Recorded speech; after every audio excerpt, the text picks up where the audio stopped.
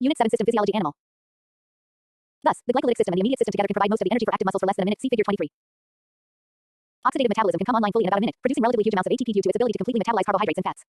However, it requires many reactions, and it takes place in the mitochondria, so the ATP has to diffuse to the myosin filaments in the muscle.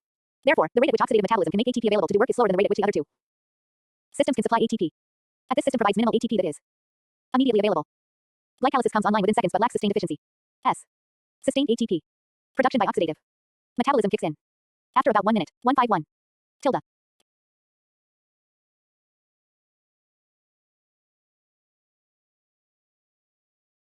Free supplying fuel for high performance. Muscles have 3 systems for obtaining the ATP they need for contraction during exertion, such as running. Plotting the time course of world records for running events. You can see that the 3 segments of performance in world-class athletes correspond to the time courses of the 3 energy systems. 70 Institute for Advanced Studies, Jodhpur. Unit 7 System Physiology Animal. Sense organs, vision, hearing and tactile response. Sensory cells and transduction of stimuli. Sensory cells transduce convert physical or chemical stimuli into signals that are transmitted to other parts of the nervous system for processing and interpretation. Sensory cells are generally called receptors, which creates some confusion with the receptor proteins that bind signaling molecules. To avoid this confusion, we will use the term sensory cells or receptor cells in this chapter. Most sensory cells are modified neurons, but some are other types of cells closely associated with neurons. Sensory cells are specialized for detecting specific kinds of stimuli, such as pressure, heat, or light. Most sensory cells possess membrane receptor proteins that detect a stimulus and respond by altering the flow of ions across the cell's plasma membrane. Figure 1. The resulting change in membrane potential causes the sensory cell either to fire action potentials itself or to change its secretion of a neurotransmitter onto an associated neuron that fires action potentials. The intensity of the stimulus is encoded in the frequency of the action potentials. Mechanoreceptor. Pressure opens an ion channel. Chemoreceptor. Amolecule binstoa. Receptor, initiating a photoreceptor. Light alters a receptor protein, initiating a signal. Outside of cell. Pressure. Plasma. Membrane. THE. Signal that controls an ion channel via second channel. Messenger cascades. Light. Taste smell L molecule. Pressure sensitive. NAT channel. One sensory cell membrane receptor proteins respond to stimuli. The receptor proteins in mechanoreceptors or ion channels TH. The activated receptor proteins of chemoreceptors and photoreceptors initiate signal transduction cascades that eventually open or close ion channels. Sensation depends on which neurons receive action potentials from sensory cells. If the messages derived from all sensory cells are the same, they are all action potentials. How do we perceive different sensations? Sensations such as heat, pressure, pain, light, smell, and sound differ because the messages from different kinds of sensory cells arrive at different places in the central nervous system (CNS). Action potentials arriving in the visual cortex of the brain are interpreted as light, in the auditory cortex as sound, in the olfactory bulb as smell, and so forth. A small patch of skin on your arm contains sensory cells that increase their firing rates when the skin is warmed and others that increase their activity when the skin is cold. Other types of cells in the same patch of skin respond to touch, movement of hairs, irritants such as mosquito bites, and pain from cuts or burns. These sensory cells transmit their messages through axons that enter the CNS of the spinal cord. The synapses made by those axons in the spinal cord and the subsequent pathways of transmission determine whether the stimulation of the patch of skin on your arm is perceived as warmth, cold, touch, tickle, itch, or pain. Some sensory cells transmit information about internal conditions in the body, but we may not be consciously aware of that information. The brain receives continuous information about body temperature, blood carbon dioxide and oxygen concentrations, arterial pressure, muscle tension, and the positions of the limbs. All this information is important for the maintenance of homeostasis. All sensory cells produce information that the nervous system can use, but the information does not always result in conscious sensation. Some sensory cells are assembled with other types of cells into sensory organs, such as eyes, ears, and noses, that enhance the ability of the sensory cells to collect, filter, and amplify stimuli. We therefore refer to sensory systems, which include the sensory cells, the associated structures, and the neuronal networks that process the information. Sensory transduction involves changes in membrane potentials. Here we will examine several sensory systems. In each case, we can ask the same general question: how do sensory cells transduce energy from a stimulus into a change in membrane potential? The details differ for different sensory cells, but those details all fit into a general pattern. In most cases, the first step of sensory transduction is the activation of a receptor protein in the plasma membrane of the sensory cell by a specific stimulus. See figure 1. The activated receptor protein opens or closes ion channels in the membrane, like neurotransmitter receptors, receptor proteins in sensory cells may do this by one of several mechanisms. The receptor protein may itself be part of an ion channel and, by changing its conformation, may directly open or close the channel pore. This mechanism is called ionotropic sensory detection. Alternatively, the receptor protein may be linked to Ag protein that activates a cascade of intracellular events that eventually open or close ion channels. This mechanism is called metallotropic sensory detection. For some sensory receptor cells, such as electroreceptors, there is no channel. Instead, the stimulus alters the membrane potential of the receptor cell directly. A change in the resting membrane potential of a sensory cell in response to a stimulus is called a receptor potential. Receptor potentials can spread by local current flow over short distances, but to travel long distances in the nervous system, they must be converted into action. Institute for Advanced Studies, Jodhpur 71. Unit 7 System Physiology Animal. Potentials. Receptor potentials produce action potentials in 2 ways: by generating action potentials within the sensory cell itself, or by releasing a neurotransmitter that induces an associated neuron to generate action potentials. A good example of a sensory cell that can generate action potentials, a primary sensory cell, is the stretch receptor of a crayfish. Figure 2. By placing an electrode in the cell body of a crayfish stretch receptor cell, we can record the receptor potentials that result from stretching of the muscle to which the dendrites of the cell are attached. These receptor potentials spread to the base of the sensory cell's axon, the axon hillock, where there are voltage-gated sodium channels. Action potentials generated here travel down the axon to the CNS. The rate at which action potentials are fired by the axon depends on the magnitude of the receptor potential. That, in turn, depends on how much the muscle is stretched. In a sensory cell that does not fire action potentials, a secondary sensory cell, the spreading receptor potential reaches the presynaptic patch of plasma membrane and induces the release of a neurotransmitter. Whether or not the sensory cell itself fires action potentials, ultimately the stimulus is transduced into action potentials, and the intensity of the stimulus is encoded by the frequency of action potentials. Muscle. A bion.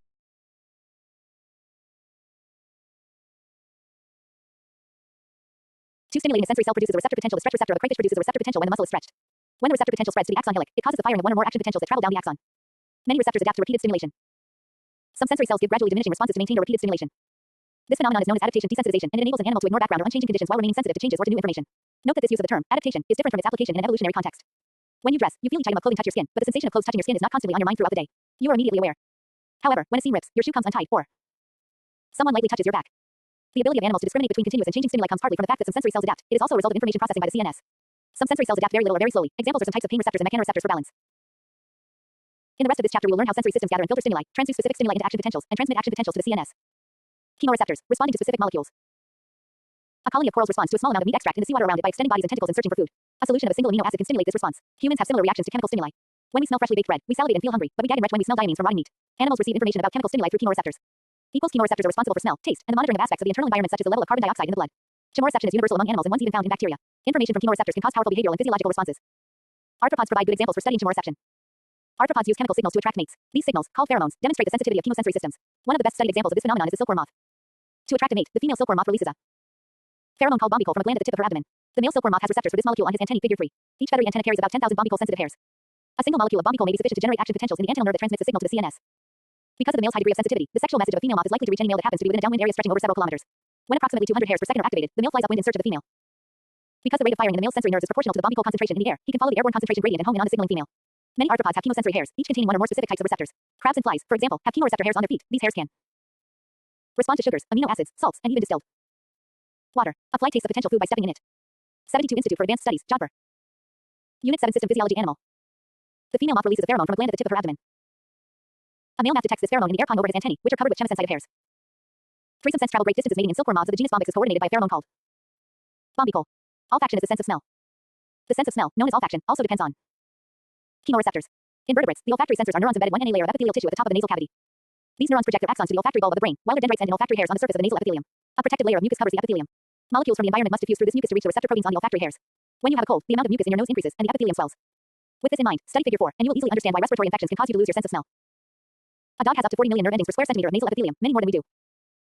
Humans have a fairly sensitive olfactory system, but we are unusual among mammals in that we depend more on vision than on olfaction. For example, we tend to join bird-watching societies more often than mammal-smelling societies. How does an olfactory sensory cell transduce the structure of a chemical in the environment into action potentials? An odorant is a molecule that activates an olfactory receptor protein. Odorants bind to receptor proteins on the olfactory hairs of the sensory cells. Olfactory receptor proteins are specific for particular odorant molecules. The two fit together like a lock and key. And nines. Neurons in the olfactory bulb integrate information from olfactory sensors. Olfactory bulb. Action potentials generated by odorant binding are transmitted. Tilde via olfactory sensors to equals the olfactory bulb. L underscore connective tissue L underscore underscore basal cell. L olfactory sensory cell. Supporting cell dendrite. Molecules L. 4 olfactory receptors communicate directly with the brain. The receptor cells of the human olfactory system are embedded in epithelial tissues lining the nasal cavity and send their axons to the olfactory bulb of the brain. If a key, an odorant molecule, fits a lock, the receptor protein, then AG protein is activated, which in turn activates an enzyme that causes an increase of a second messenger, CAMP invertebrates, in the cytoplasm of the sensory cell. The second messenger binds to sodium channels in the sensory cell's plasma membrane and opens them, causing an influx of Na. The sensory cell thus depolarizes to threshold and fires action potentials. Olfactory cilia have receptors that bind specific odorant molecules. The olfactory world has an enormous number of keys, molecules that produce distinct smells. The number of locks, receptor proteins, is large, but not nearly as large as the number of possible odorants. A family of about 1,000 genes codes for olfactory receptor proteins. In humans, however, only about 1/3 of these genes are expressed and produce functional proteins. Each functional receptor protein that is expressed once found in a limited number of sensory cells in the olfactory epithelium. All of the cells that express the same receptor protein project to the same regions in the olfactory bulb. A given odorant molecule may bind to one or more than one receptor protein. Therefore, each odorant molecule can excite a unique combination of cells in the olfactory bulb, so an olfactory system with even hundreds of different receptor proteins can discriminate a large number of smells. Institute for Advanced Studies, Jodhpur 73. Unit 7 System Physiology Animal. How does the sensory cell signal the intensity of a smell? The more odorant molecules that bind to receptors, the more action potentials are generated, and the greater the intensity of the perceived smell. The vomeronasal organ senses pheromones. The vomeronasal organ (VNO) is a small, paired tubular structure embedded in the nasal epithelium. In mammals, it is located anteriorly on the septum dividing the two nostrils. The VNO has a pore opening into the nasal cavity. When the animal sniffs, the VNO pulsates and draws a sample of nasal fluid over the chemoreceptors embedded in its walls. The information from these chemoreceptors goes to an accessory olfactory bulb in the brain, and information from there goes to brain regions involved in sexual and other instinctive behaviors. In some exciting recent studies at Duke University, Lawrence Katz and colleagues succeeded in recording from neurons in the accessory olfactory bulbs of conscious, behaving mice. These neurons were activated when another mouse was placed in the same cage and was sniffed by the mouse with the implanted electrodes. What confirmed the hypothesis that the VNO detects pheromones, however, was the fact that neurons fired differentially depending on whether the strange mouse being sniffed was a male or a female and whether it was of the same or a different strain. In snakes, the VNO opens into the roof of the mouth cavity. Each time the snake's forked tongue darts in and out, the forks fit into the VNO openings and present to the chemoreceptors a sample of molecules from the surrounding air. Thus, the snake is really using its tongue to smell its environment, not to taste it. Why doesn't the snake simply use the flow of air to and from its lungs, as we do, to smell the environment? In reptiles, air flows too and from the lungs slowly and can even stop entirely for long periods of time, but the tongue can dart in and out many times in a second. It is a quick source of olfactory information. Gustation is the sense of taste. The sense of taste, or gustation, in humans and other vertebrates depends on clusters of sensory cells called taste buds. The taste buds of terrestrial vertebrates are bases. They form synapses with dendrites of sensory neurons. The tongue does a lot of hard work, so its epithelium, along with cells of its taste buds, are shed and replaced at a rapid rate.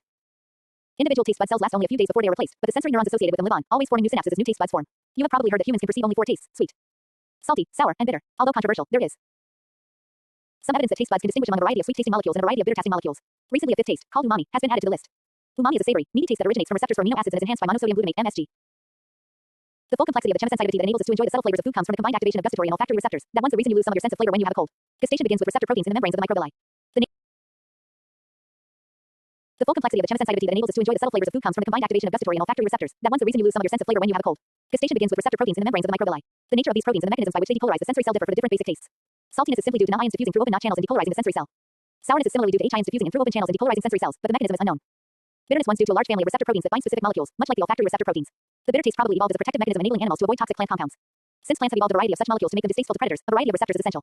The mechanism for sweet taste is not fully understood, but it probably involves receptor proteins that bind sugar molecules. In all cases of taste sensation, however, changes in the membrane potential of the sensory cells cause them to release neurotransmitters onto the dendrites of the sensory neurons. The sensory neurons fire action potentials that are conducted to the CNS, where the information is interpreted as specific taste sensations. Microvilli. Taste pore. Taste pore. Confined to the mouth cavity, but some fishes have taste buds in the skin that enhance their ability to sense their environment. Some fishes living in murky water are very sensitive to small amounts of amino acids in the water around them and can find food without the use of vision. The duck-billed platypus, a monitoring mammal, has similar talents as a result of taste buds on the sensitive skin of its bill. A human tongue has approximately sensory cell. Eye supporting. Cell. Dash. Scanning EM of a papilla. L equals tilde cell body of 10,000 taste buds. The taste buds are embedded in the sweet and bitter molecules bind sensory neuron epithelium of the tongue. 3 and many are found on the T-so-ENR seco-EPRTOYRS cells. O the microvilli equals axon to centrorays papilla of the tongue. Nervous system. Dot. Question mark. S at we cells use neurotransmitters too. Each papilla has many taste buds. The outer surface of a depolarized hot dendrites off sensory neurons. Taste bud has a pore that exposes the tips of the sensory cells. Microvilli tiny hair-like projections increase the surface area of the sensory cells where their tips converge at the pore. Figure 5. These sensory cells, unlike olfactory receptors, are not neurons. At their 5 taste buds are clusters of sensory cells. Each taste bud contains a number of sensory cells that are not neurons. 74 Institute for Advanced Studies, Jodhpur. Unit 7 System Physiology Animal. Mechanoreceptors that distort membranes. Detecting stimuli. Mechanoreceptors are cells that are sensitive to mechanical forces. Physical distortion of a mechanoreceptor's plasma membrane causes ion channels to open, altering the membrane potential of the cell, which in turn leads to the generation of action potentials. The rate of action potentials tells the CNS the strength of the stimulus exciting the mechanoreceptor.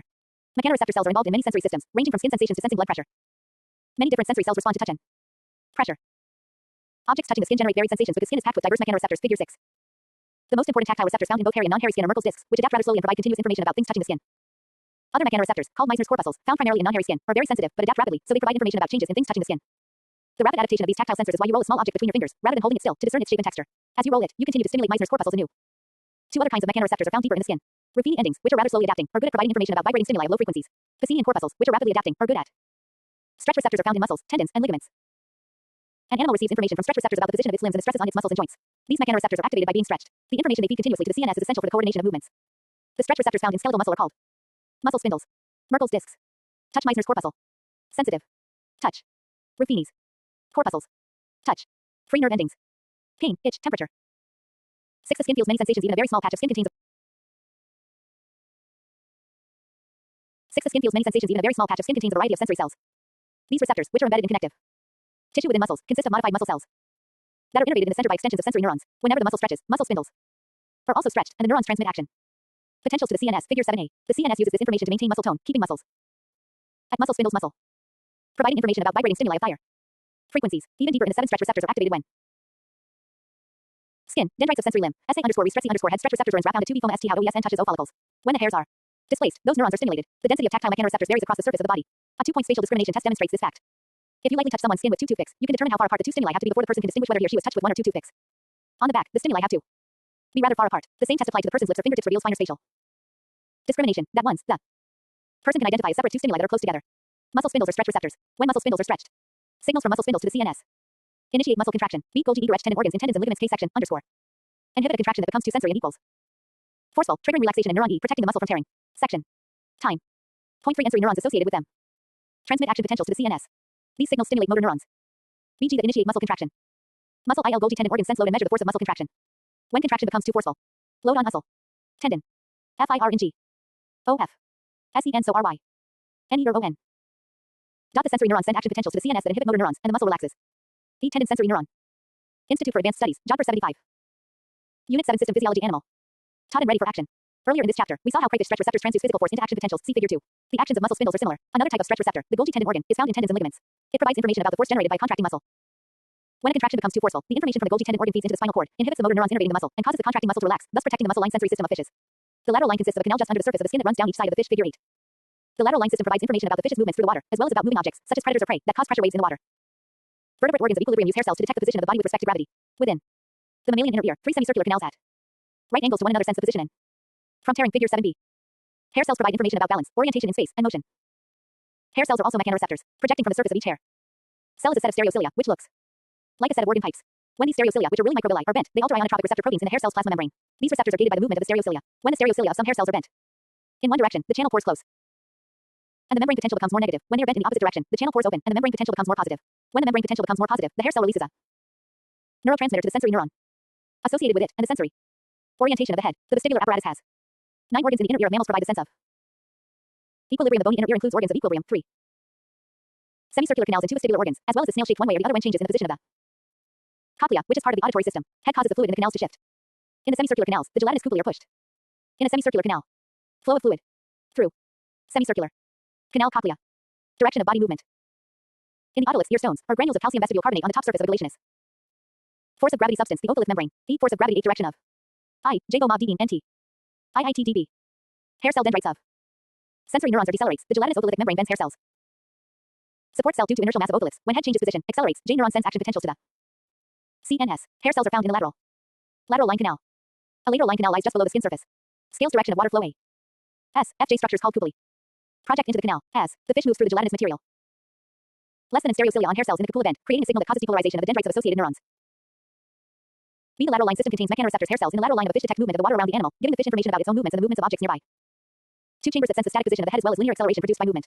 The structure and function of these organs are described in Figure 9. Auditory systems use hair cells to sense sound waves. The stimuli that animals perceive as sounds are pressure waves. Auditory systems use mechanoreceptors to convert pressure waves into receptor potentials. Auditory systems include special structures that gather sound waves, direct them to the sensory organ, and amplify their effect on the mechanoreceptors. Human hearing provides a good example of an auditory system. The organs of hearing are the ears. The 2 prominent structures on the sides of our heads usually thought of as ears are the pinnae.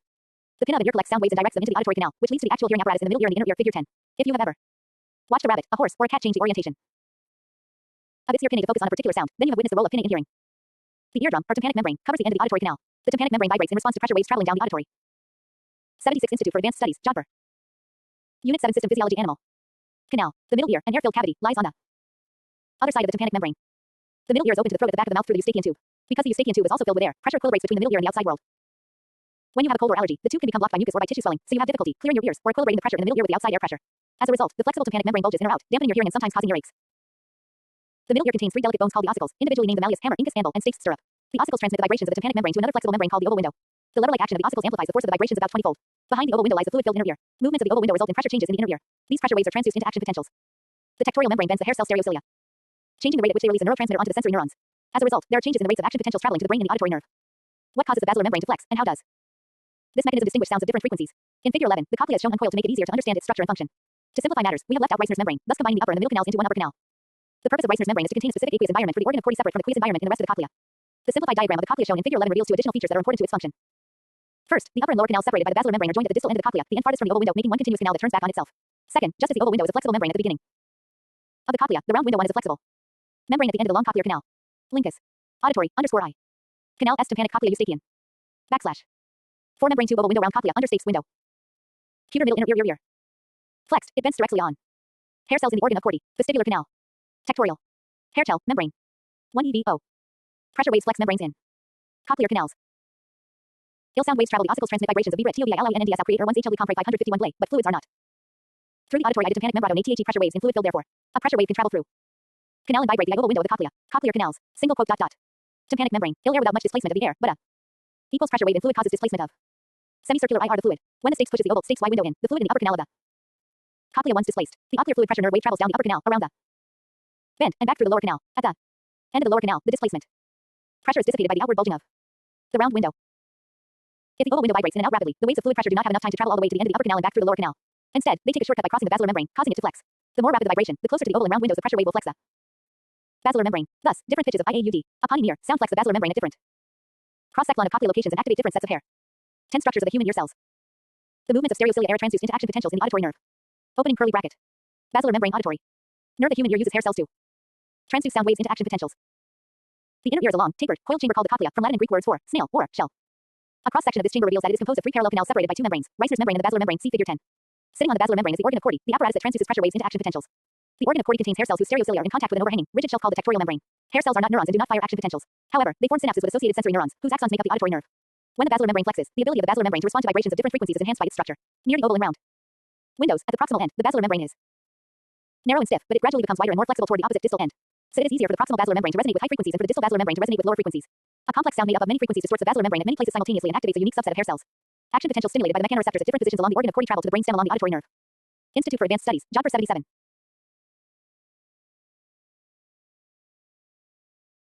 Unit 7 System Physiology. Animal Hypothetical 11 sensing pressure waves and gives more complex animals rapid and extremely. Uncoiling of. Copy of this diagram illustrates the cochlea is uncoiled and leaves. Out Reisner's membrane. Tilde pressure waves of different frequencies flex the basilar mem. Brain at different locations. Information about sound free. Frequency is specified by which. Vibrations from the hair cells are activated. Tympanic membrane. Per percent oddle G oval window nerve fibers. Sent understates T I. 2-4 pressure waves I upper J L canal. F. Round lower basilar window canal membrane. Canal inflex the basilar membrane, activating. Low pitch. Pressure waves travel far down the upper action potentials in low frequency sensors. Medium pitch. Pressure waves travel only part of the way down the upper canal before flexing the basilar membrane and activating mid-frequency sensors. Before flexing the basilar membrane and. High pitch. Pressure waves travel a short distance activating high frequency sensors. Deafness. The loss of the sense of hearing has two. General causes. Conduction deafness is caused by the loss of function of the tympanic membrane and the ossicles of the middle ear. Repeated infections of the middle ear can cause scarring of the tympanic membrane and stiffening of the connections between the ossicles. The consequence is less efficient conduction of sound waves from the tympanic membrane to the oval window. With increasing age, the ossicles progressively stiffen, resulting in a gradual loss of the ability to hear high-frequency sounds. Nerve deafness is caused by damage to the inner ear or the auditory pathways. A common cause of nerve deafness is damage to the hair cells of the delicate organ of Corti by exposure to loud sounds such as jet engines, pneumatic drills, or highly amplified music. This damage is cumulative and permanent. Photoreceptors and visual systems responding to light. Sensitivity to light. Photosensitivity confers on the simplest animals the ability. Sensitivity to light. Photosensitivity confers on the simplest animals the ability to orient to the sun and sky. In the inner ear for simplicity, detailed information about objects in their environment. It one's not surprising that both simple and complex animals can sense and respond to light. What is remarkable is that across the entire range of animal species, evolution has conserved the same basis for photosensitivity, a family of pigments called rhodopsins. In this section we will learn how rhodopsin molecules respond when stimulated by light energy and how that response is transduced into neuronal signals. We will also examine the structures of eyes, the organs that gather light energy and focus it onto photoreceptor cells. Rhodopsins are responsible for photosensitivity. Photosensitivity depends on the ability of rhodopsins to absorb photons of light and to undergo a change in conformation. A rhodopsin molecule consists of a protein, opsin, which alone is not photosensitive, and a light-absorbing prosthetic group, 11 cis-retinal. The light-absorbing group is cradled in the center of the opsin and one's bound covalently to it. The entire rhodopsin molecule sits within the plasma membrane of a photoreceptor cell, figure 12. When the 11 cis-retinal absorbs a photon of light energy, it changes into a different isomer of retinal, called all trans retinal. This change puts a strain on the bonds between retinal and opsin, changing the conformation of opsin. This change signals the detection of light. In vertebrate eyes, the retinal and the opsin eventually separate from each other, a process called bleaching, which causes the molecule to lose its photosensitivity. Opsin. 11 cis-retinal covalently bound to protein. EJ when all transretinal returns to underscore. 11 cent is skin for light. Machin, it is. Photoresponsive YE. Again, underscore J 11 cis-retinal. Is sensitive to light. When it absorbs a photon it becomes all transretinal. All transretinal which does not contribute to photoreceptor excitation. 12 rhodopsin. A photosensitive molecule rhodopsin changes its conformation when it absorbs light. 78 Institute for Advanced Studies, Jodhpur. Unit 7 System Physiology Animal. 13A rod cell responds to light. The vertebrate rod cell is a neuron neotified for photosensitivity TH. Membranes of A rod cells discs are densely packed with rhodopsin. Beat the plasma membrane of A rod cell hyperpolarizes, becomes more negative in response to a flash of light. A series of enzymatic reactions is then required to return the all transretinal to the 11 cis isomer, which then recombines with opsin so that it once again becomes a photosensitive pigment rhodopsin. How does the conformational change of rhodopsin transducer light into a cellular response? After retinal is converted from the 11 cis into the all trans form, its interactions with opsin pass through several unstable intermediate stages. One of these stages is known as photoexcited rhodopsin because it triggers a cascade of reactions that result in the alteration of membrane potential that is the photoreceptor cell's response to light. To get a better idea of how rhodopsin alters the membrane potential of a photoreceptor cell and how that photoreceptor cell signals that it has been stimulated by light, let's look at one type of vertebrate photoreceptor cell, the rod cell. Like other vertebrate photoreceptor cells, the rod cell is a modified neuron, figure 13A. However, it does not produce action potentials, but instead releases a neurotransmitter that influences the membrane potentials of other neurons. Those neurons process signals from the photoreceptor cells to produce action potentials in their axons, which make up the optic nerve. The optic nerve transmits information about the visual world to the brain. Each rod cell has an outer segment, an inner segment, and a synaptic terminal. The outer segment is highly specialized and contains a stack of discs of plasma membrane densely packed with rhodopsin. The function of the discs is to capture photons of light passing through the rod cell. The inner segment contains the cell nucleus and abundant mitochondria. The synaptic terminal is where the rod cell communicates with other neurons. To see how a rod cell responds to light, we can penetrate a single rod cell with an electrode and record its membrane potential in the dark and in the light. See figure 13A. From what we have learned about other types of sensory cells, we might expect stimulation of the rod cell by light to make its membrane potential less negative. But photoreceptor cells are atypical, and the opposite is true. When a rod cell is kept in the dark, it has a relatively depolarized resting potential in comparison with other neurons. In fact, the plasma membrane of the rod cell is almost as permeable to Na ions as to K ions, and Na ions are continually entering the outer segment of the cell. When light is flashed on the dark adapted rod cell, its membrane potential becomes more negative. It hyperpolarizes figure 13B. The rod cell changes its rate of neurotransmitter release as its membrane potential changes. Since the rod cell hyperpolarizes, neurotransmitter release decreases. How does the absorption of light by rhodopsin hyperpolarize the rod cell? When rhodopsin is excited by light, it initiates a cascade of events. The photoexcited rhodopsin combines with and activates another protein, Ag protein called transducin. Activated transducin in turn activates a phosphodiesterase, which converts cyclic GMP, cGMP to GMP. This reaction plays a central role in phototransduction. In the dark, the cGMP in the outer segment binds to both cation channels, keeping them open and allowing Na and Ka to enter the outer segment. As cGMP1 is converted to GMP, the sodium channels close and the cell hyperpolarizes. This mechanism may seem like a roundabout way of doing business, but its advantage is its enormous amplification ability. Each molecule of photoexcited rhodopsin can activate several hundred transducin molecules, thus activating a large number of phosphodiesterase molecules. The catalytic capacity of a molecule of phosphodiesterase is great. It can hydrolyze more than 4,000 molecules of cGMP per second. The bottom line is that a single photon of light can cause a huge number of sodium channels to close figure 14. Invertebrates have a variety of visual systems. Photoreceptors are incorporated into a variety of visual systems, from simple to complex. Platforms obtain directional information about light from photoreceptor cells that are organized into eye cups. The eye cups are paired bilateral structures, each partly shielded from light by a layer of pigmented cells lining the cup. The photoreceptors on the two sides of the animal are unequally stimulated unless the animal is facing directly toward or away from a light source. The platform generally uses directional information from the eye cups to move away from light. Institute for Advanced Studies, Jodhpur 79. Unit 7 System Physiology. Arthropods have evolved compound eyes that provide them with information about patterns or images in the environment. Each compound eye consists of many optical units called ommatidia, singular, ommatidium figure 15. The number of ommatidia in a compound eye varies from only a few in some ants to 800 in fruit. Each ommatidium has a lens structure that directs light onto photoreceptors. Flies, for example, have 8 elongated photoreceptors in each ommatidium. The inner borders of the photoreceptors are covered with microvilli that contain rhodopsin and trap light. Axons from the photoreceptors communicate with the nervous system. Since each ommatidium of a compound eye is directed at a slightly different part of the visual world, only a crude, or perhaps a broken up, image can be communicated from the compound eye to the CNS. Image-forming eyes evolved vertebrates and cephalopods. Independently in. Both vertebrates and cephalopod mollusks have evolved eyes with exceptional abilities to form images of the visual world. Like cameras, these eyes focus images on a surface that is sensitive to light. Figure 16. Considering that they evolved independently of each other, their high degree of similarity is remarkable. A camera's lens focuses an inverted image on the film in the same way the eye's lens focuses an image on the retina. Ciliary muscle. Suspensory ligaments, optic nerve. Blind spot. Fovea. Retina. Iris T sclera. The eye of the squid is 16 eyes like cameras very similar in structure to the vertebrate eye, butted lens. Cornea, 8. Evolved independently. Iris optic nerve. Equals double layer of receptor cells. Eye of squid. The vertebrate eye once a spherical, fluid-filled structure bounded by a tough connective tissue layer called the sclera. At the front of the eye, the sclera forms the transparent cornea, through which light passes to enter the eye. Just inside the cornea is a pigmented iris, which gives the eye its color. The function of the iris is 80 Institute for Advanced Studies, Jodhpur. Unit 7 System Physiology Animal. To control the amount of light that reaches the photoreceptor cells at the back of the eye, just as the diaphragm of a camera controls the amount of light reaching the film. The central opening of the iris is the pupil. The iris is under neuronal control. In bright light, the iris constricts, and the pupil is very small. As light levels fall, the iris relaxes, and the pupil enlarges. Behind the iris is the crystalline protein lens, which makes fine adjustments in the focus of images on the photosensitive layer, the retina, at the back of the eye. The most sensitive area of the retina is called the fovea. The cornea and the fluids within the eye are mostly responsible for focusing light on the retina, but the lens allows the eye to accommodate, that is, to focus on objects at various locations in the near visual field. To focus a camera on objects close at hand, you adjust the distance between the lens and the film. Fishes, amphibians, and reptiles accommodate in a similar manner, moving the lenses of their eyes closer or farther from their retinas. Mammals and birds use a different method. They alter the shape of the lens. The lens is contained in a connective tissue sheath that tends to keep it in a spherical shape, but it is attached to suspensory ligaments that pull it into a flatter shape. Circular muscles called the ciliary muscles counteract the pull of the suspensory ligaments and permit the lens to round up. When the ciliary muscles are at rest, the flatter lens has the correct optical properties to focus distant images on the retina, but not close images. Contracting the ciliary muscles rounds up the lens, changing its light bending properties to bring close images into focus. Figure 17. As we age, our lenses become less elastic, and we lose the ability to focus on objects close at hand without the help of corrective lenses. As a consequence, most adults over the age of 45 need the assistance of bifocal lenses or reading glasses to compensate for their lost ability to accommodate. The vertebrate retina receives and processes visual information. During embryonic development, neuronal tissue grows out from the brain to form the retina. In addition to a layer of photoreceptor cells, the retina includes 4 layers of cells that process visual information from the photoreceptors and produce an output signal that is transmitted to the brain via the optic nerve. The light-absorbing outer segments of the photoreceptor cells are all the way at the back of the retina. Light must pass through all the layers of retinal cells before being captured by rhodopsin. The outer segments are partly buried in a layer of pigmented epithelium that absorbs photons not captured by rhodopsin and prevents any backscattering of light that might decrease visual sharpness. The photoreceptors of the retina, intel. Now we have referred to only one kind of photoreceptor cell, the rod cell. But there are two major kinds of vertebrate photoreceptors, both named for their shapes, rod cells and cone cells. Figure 18. A human retina has about 5 million cones and about 100 million rods. Rod cells are highly sensitive to light, so they are well suited for vision under dim light or saturated by daylight conditions and do not contribute to color vision. Cone cells are less sensitive to light, so they are better suited for daylight and color vision. Cones are also responsible for our sharpest vision. Even though there are many more rods than cones in human retinas, our foveas contain only cones. For near vision, ciliary muscles contract, causing the lens to round up. Suspensory ligaments. For distant vision, ciliary muscles relax and suspensory ligaments pull lens into a flatter shape. Opening square bracket. 17 Staying in focus. Mammals and birds focus their eyes by changing the shape of the lens. Rod cells, cone cells. 18 Rods and cones. This scanning electron micrograph of photoreceptors in the retina of a mud puppy and amphibian shows cylindrical rods and tapered cones. Because cones have low sensitivity to light, they are of no use in dim light. At night our vision is not very sharp, and we see mostly in shades of gray. You may have trouble seeing a small object such as a keyhole at night when you are looking straight at it, that is, when its image is falling on your fovea. If you look a little to the side, so that the image falls on a rod-rich area of your retina, you can see the object better. Astronomers looking for faint objects in the sky learned this trick a long time ago. Animals that are nocturnal, such as flying squirrels, have retinas containing a high percentage of rods and may have poor color vision. By contrast, some animals that are active only during the day, such as chipmunks, have mostly cones in their retinas. The human retina has 3 kinds of cone cells, each containing slightly different isomers of opsin. These opsin molecules differ in the wavelengths of light they absorb best. Although the same 11 cis retinal group is a light absorber in all 3 kinds of cones. See figure. Institute for Advanced Studies, Jodhpur 81. Unit 7 System Physiology Animal. 12 Its molecular interactions with opsin determine the spectral sensitivity of the rhodopsin molecule as a whole. One isomer of opsin causes the retinal group to absorb short wavelength light, e.g., violet and blue, most efficiently. The others result in absorption of middle wavelengths, e.g., green, long wavelengths, e.g., yellow and red. Figure 19. RELAT versus E. ABSOR BA NCD. 400,450. Wavelength NM. 19 Absorption spectra of cone cells. The 3 kinds of cone cells contain slightly different opsin molecules, which absorb different wavelengths of light. The density of rods and cones is not the same across the entire retina. In humans, light coming from the center of the visual field falls on the fovea, where the density of cone cells is highest. The human fovea has about 160,000 photoreceptors per square millimeter. A hawk has about 1 million photoreceptors per square millimeter, making its vision sharper than ours. In addition, the hawk has 2 foveas in each eye. One receives light from straight ahead, while the other receives light from below. Thus, while the hawk is flying, it sees both its projected flight path and the ground below, where it might detect a mouse scurrying in the grass. Where blood vessels and the optic nerve pass through the back of the eye, there are no photoreceptors, so there's a blind spot on the retina. See figure 16.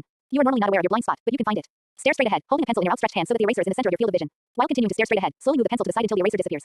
When this happens, the light from the eraser is focused directly on your blind spot. Information flow in the retina. The human retina is organized.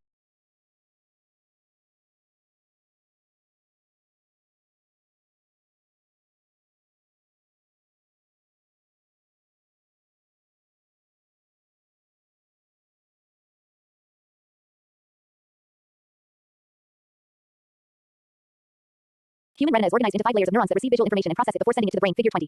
A first step in understanding how the retina tells the brain what it is seen wants to study how these layers are interconnected and how they influence one another. As we know, the photoreceptor cells at the back of the retina hyperpolarize in response to light and do not generate action potentials. The cells at the front of the retina are ganglion cells. They fire action potentials, and their axons form the optic nerve that travels to the brain. The cornea lens. Light. 20 The retina. The human retina has 5 layers of neurons that receive and process visual information. Layers of cells between the photoreceptors and the ganglion cells process information about the visual field. The photoreceptors and ganglion cells are connected to one another by bipolar cells. Changes in the membrane potential of rods and cones in response to light alter the rates at which the rods and cones release neurotransmitter at their synapses with the bipolar cells. In response to neurotransmitter from the photoreceptors, the membrane potentials of the bipolar cells change, altering the rate at which they release neurotransmitter onto ganglion cells. The rate of neurotransmitter release from the bipolar cells determines the rate at which the ganglion cells fire action potentials. Thus, the direct flow of information in the retina is from photoreceptor to bipolar cell to ganglion cell. The ganglion cells send the information to the brain. The other two cell layers, the horizontal cells and the omocrine cells, communicate laterally across the retina. Horizontal cells form synapses with neighboring photoreceptors. Thus, light falling on one photoreceptor can influence the sensitivity of its neighbors to light. This lateral flow of information enables the retina to sharpen the perception of contrast between light and dark. Patterns. Omocrine cells form local interconnections between bipolar cells and ganglion cells. The role of omocrine cells is still not entirely understood. Some omocrine cell types are highly sensitive to changing illumination or to motion. Others assist in adjusting the sensitivity of the eyes according to the overall level of light falling on the retina. When background light levels change, omocrine cell connections to the ganglion cells help the ganglion cells remain sensitive to temporal changes in stimulation. Thus, even with large changes in background illumination, the eyes are sensitive to smaller, more rapid changes in the pattern of light falling on the retina.